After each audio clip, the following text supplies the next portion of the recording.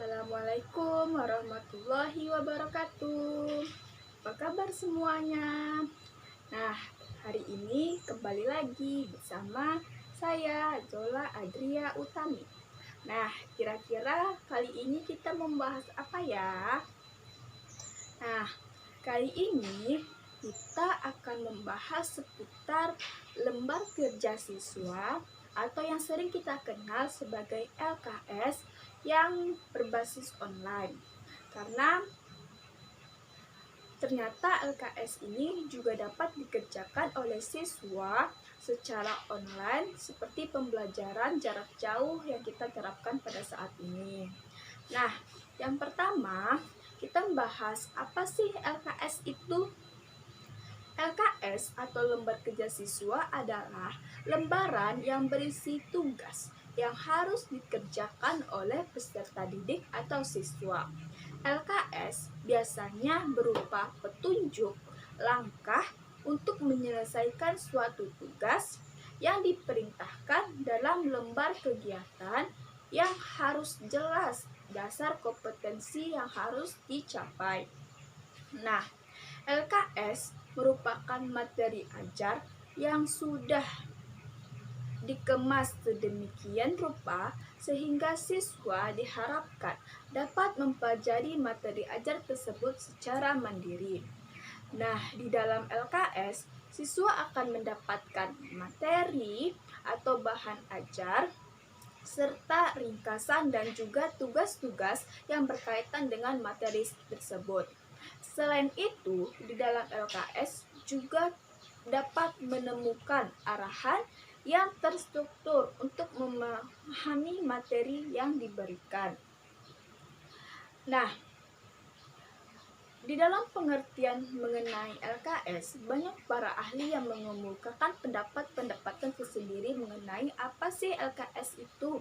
Nah, yang pertama, menurut Sriono, tahun 1992, LKS adalah salah satu bentuk program yang berlandaskan atas tugas yang harus diselesaikan dan berfungsi sebagai alat untuk mengalihkan pengetahuan dan keterampilan sehingga mampu mempercepat tumbuhnya minat siswa dalam mengikuti proses pembelajaran.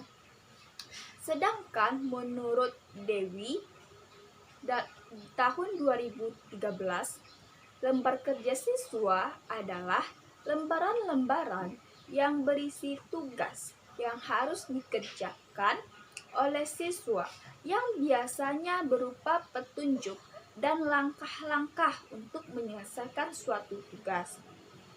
Nah, menurut pengertian-pengertian tadi, maka LKS berwujud lembaran yang berisi tugas-tugas yang diberikan guru kepada siswa yang disesuaikan dengan kompetensi dasar serta tujuan pembelajaran yang ingin dicapai. Nah, LKS juga dapat dikatakan sebagai panduan kerja siswa untuk mempermudah siswa dalam melaksanakan kegiatan pembelajaran. Nah, LKS biasanya berupa petunjuk dan langkah-langkah untuk menyelesaikan suatu tugas. Bentuk-bentuk LKS terdiri dari LKS eksperimen dan LKS non-eksperimen. LKS eksperimen berupa lembaran kerja yang memuat petunjuk praktikum yang menggunakan alat-alat dan bahan-bahan. Sedangkan LKS yang non-eksperimen berupa lembaran kegiatan yang memuat teks yang menuntut siswa melakukan kegiatan diskusi suatu materi pembelajaran. Nah, selanjutnya kita akan membahas mengenai tujuan LKS. Nah, dikutip dari Depdiknas, dalam panduan pelaksanaan materi pembelajaran tahun 2008, tujuan pengemasan materi dalam bentuk LKS adalah yang pertama yaitu LKS dapat membantu siswa untuk menemukan suatu konsep. LKS mengenai suatu fenomena yang bersifat konkret sederhana, dan berkaitan dengan pembelajaran yang akan dipelajari. LKS memuat apa yang harus dilakukan siswa, seperti melakukan, mengamati, atau dapat berupa menganalisis. Yang kedua, LKS membantu siswa menerapkan dan mengintegrasikan berbagai konsep yang telah ditemukan. Yang ketiga, LKS berfungsi sebagai penuntun belajar. LKS berisi pernyataan atau isian yang jawabannya ada dalam buku. Siswa dapat mengerjakan LKS jika membaca buku terlebih dahulu. Nah, yang keempat, LKS berfungsi sebagai penguatan.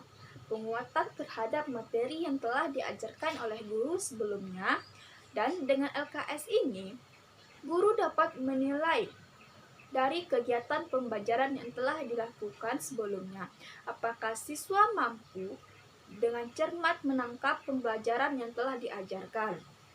Nah, dan terakhir, LKS sebagai petunjuk dalam mengikuti praktikum.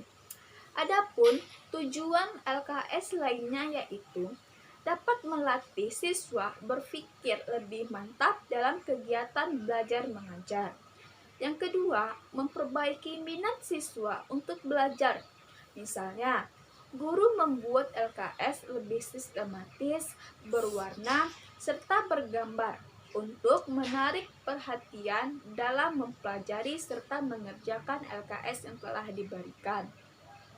Dan selanjutnya, dengan adanya LKS yang menyajikan bahan ajar yang memudahkan siswa untuk berinteraksi dengan materi yang diberikan, serta memudahkan siswa untuk mengerjakan tugas-tugas.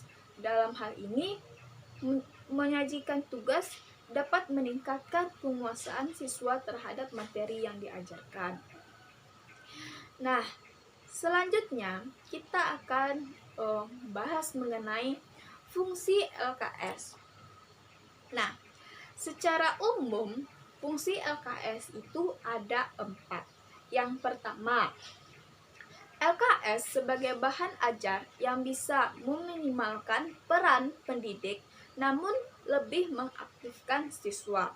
Maksudnya di sini yaitu guru tidak terlalu aktif dalam pembelajaran, akan tetapi yang lebih aktif dalam proses pembelajaran adalah siswa itu sendiri.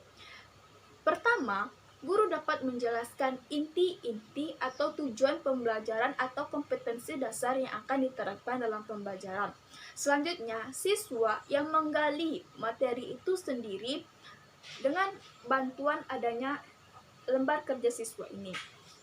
Nah, selanjutnya yang kedua, LKS sebagai bahan ajar yang memudahkan siswa untuk memahami materi yang diberikan.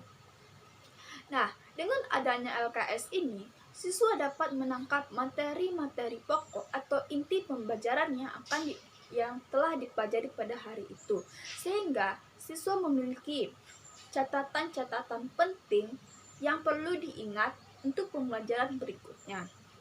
Nah, selanjutnya yang ketiga, LKS sebagai bahan ajar yang ringkas dan kaya untuk terus berlatih, yaitu LKS ini dapat memuat materi yang dipelajarkan. Nah, di mana nantinya di dalam materi itu siswa diberi latihan agar ia mampu mengulang kembali materi yang telah diajarkan. Selanjutnya, yang terakhir, LKS memudahkan pelaksanaan pengajaran kepada siswa. Nah, selanjutnya kita akan membahas mengenai manfaat adanya LKS. LKS memiliki banyak manfaat bagi pembelajaran. Di antaranya, melalui LKS, kita mendapatkan kesempatan, terutama di sini bagi gurunya sendiri.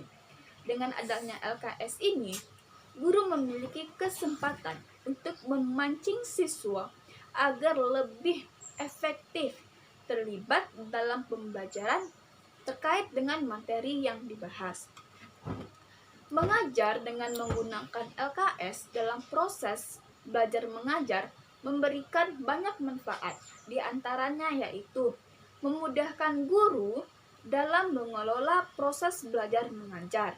Misalnya, mengubah kondisi belajar yang semula berpusat pada guru menjadi berpusat pada siswa. Guru akan memiliki bahan yang siap digunakan untuk proses pembelajaran yang akan berlangsung. Sedangkan siswa akan mendapatkan pengalaman belajar mandiri dan belajar memahami tugas tertulis yang terdapat dalam lembar kerja siswa. Pada proses pembelajaran yang berpusat pada guru, akan terjadi interaksi satu arah, di mana guru menerangkan, mendikte, dan memerintahkan. Sedangkan siswanya sendiri hanya mendengarkan, mencatat, dan mengamati semua perintah yang diberikan oleh guru. Pada proses pembelajaran yang berpusat pada siswa, akan terjadi interaksi antara siswa dengan guru dan antar siswa, karena dalam pola ini siswa memperoleh informasi dari berbagai sumber, misalnya dari perpustakaan, luar sekolah, atau pengamatannya sendiri.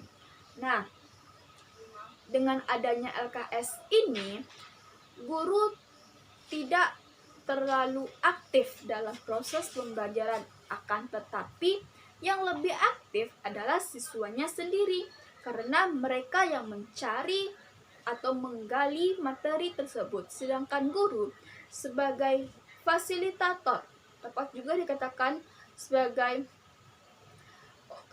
pembantu jika nanti terdapat keliruan dalam proses pembelajaran. Nah, manfaat lain yang dirasakan dengan adanya lembar kerja siswa ini adalah dapat membantu guru dalam mengarahkan siswanya untuk dapat menemukan konsep-konsep melalui aktivitasnya sendiri atau dalam kerja kelompok. Selain itu, LKS juga dapat digunakan untuk mengembangkan keterampilan proses, mengembangkan sikap ilmiah, serta membangkitkan minat siswa terhadap alam sekitarnya. Akhirnya, LKS juga memudahkan guru untuk melihat keberhasilan siswa dalam mencapai sasaran belajar.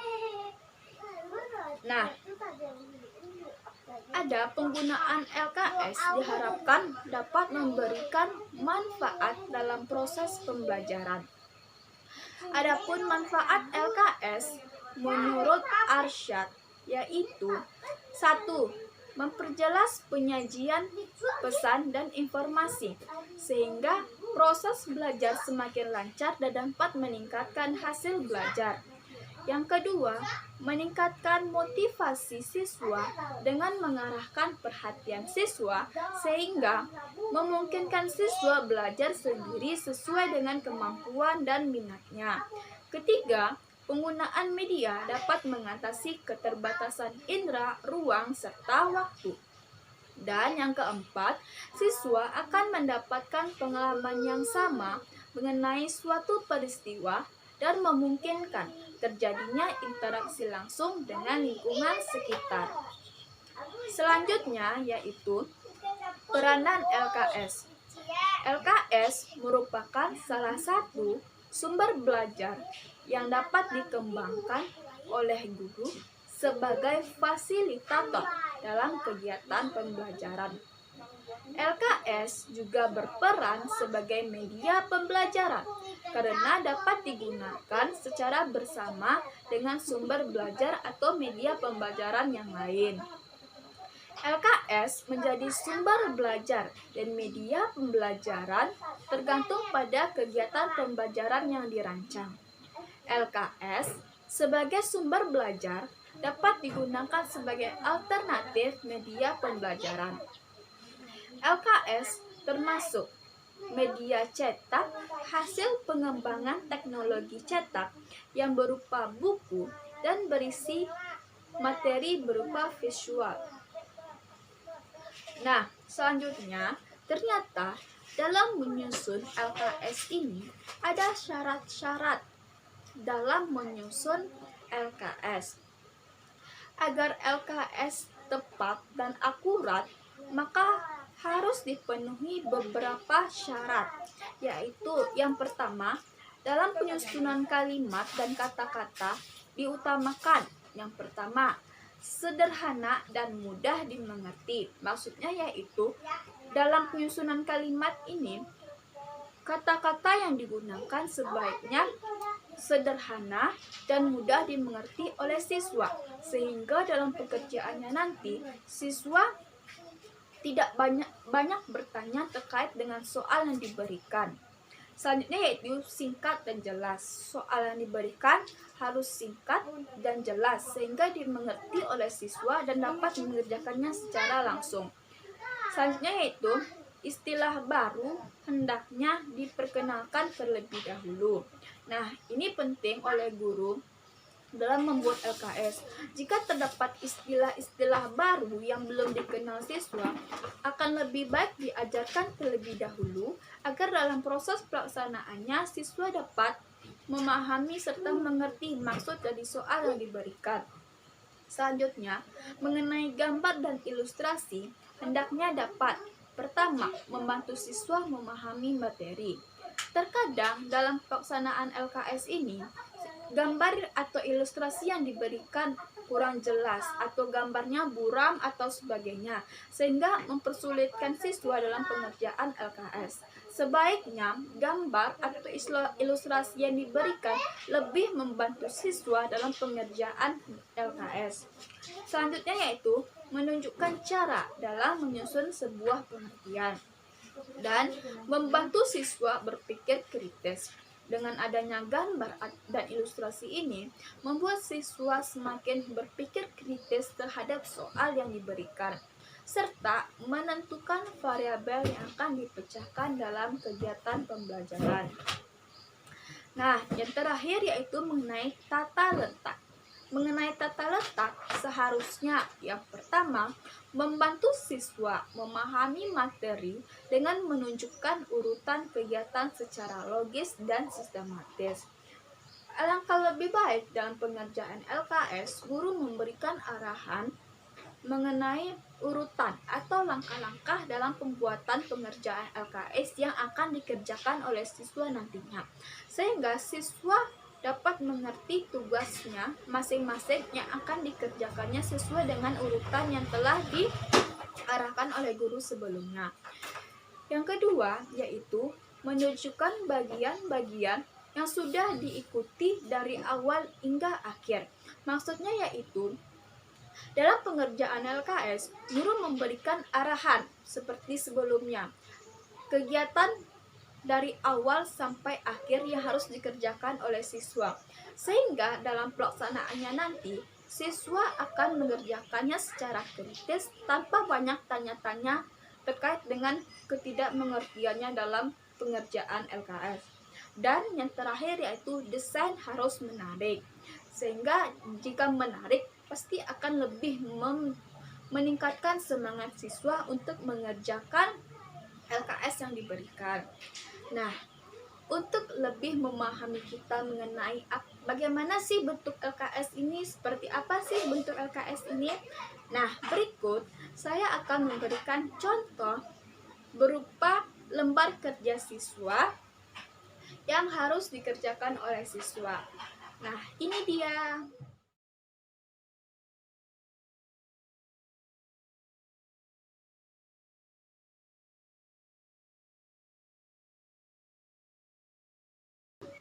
Nah, bagaimana? Apakah teman-teman semua sudah mengerti terkait dengan lembar kerja siswa atau LKS? Tadi saya juga sudah memaparkan bentuk LKS yang dapat diberikan kepada siswa SD. Nah, di sana saya juga memaparkan bentuk LKS yang dapat dilakukan secara online. Karena saat ini pembelajaran masih berlangsung secara online. Jika LKS yang diberikan dalam bentuk online, pengirimannya dapat berupa melalui WhatsApp group di masing-masing kelas. Dan nanti siswa dapat mengerjakan secara langsung LKS yang diberikan di kertas sana dan dikirim kembali kepada guru yang bersangkutan. Nah, mungkin itu pembahasan kita pada hari ini terkait dengan lembar kerja siswa atau LKS yang dapat membantu guru dalam memberikan materi pembelajaran kepada siswa. Nah, semoga apa yang saya sampaikan pada hari ini bermanfaat ya untuk kita semua. Terima kasih atas perhatiannya. Wassalamualaikum warahmatullahi wabarakatuh. Dadah.